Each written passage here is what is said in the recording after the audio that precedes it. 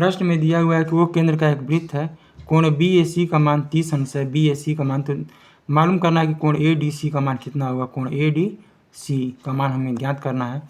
तो यहाँ पे हम लोग जानते हैं कि अर्धवृत्त में स्थित कोण समकोण होता है। तो अर्धवृत्त में जो कोण बनना है उसका नाम है ACB। तो यहाँ पे लिख सकते हैं कोण ACB बराबर 90 अंश हो जाएगा। यहाँ पे हम लोग लिख सकते हैं अर्धवृत्त में स्थित कोण समकोण होता है। अर्धवृत्त में स्थित कोण समकोण होता है, इसलिए कोण ACB का मान 90 अंश हो जाएगा। तो यह हो गया 90 अंश। और हम लोग ये भी जानते हैं कि त्रिभुज के तीनों कोणों का योगफल 180 अंश होता है, जिसमें दो कोणों का मान पता है हमें, एक 30 अंश और एक 90 अंश।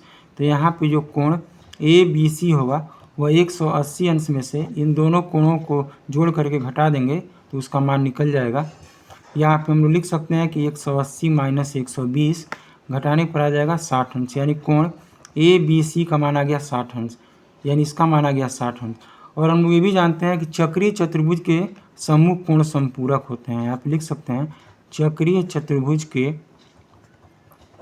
सम्मुख कोण संपूरक। संपूरक का मतलब होता है कि दो कोणों का योगफल जो 180 अंश हो। चक्रीय चतुर्भुज के सम्मुख कोण संपूरक होते हैं। और चक्रीय चतुर्भुज हम लोग उस चतुर्भुज को कहते हैं जिसके चारों बिंदु जो है वृत्त के परिधि पर हों।